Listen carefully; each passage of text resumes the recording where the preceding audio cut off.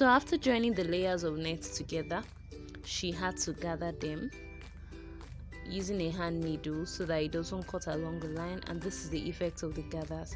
So she went ahead to pleat net on top of the asymmetric pieces that she already cut, and after pleating the net on top of them, she top stitched each of them, and after top stitching them, she joined the shoulder to shoulder, front and back. Hi guys, my name is Eberechi Igwe Obonna. I'm the creative director of EREX Academy of Fashion, and this is just a sneak peek into our ball baby dress making from the academy.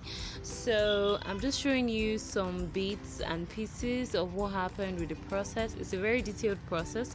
If you'd like to learn this, click on the link below to join my baby dress class for just $5,000 or $10.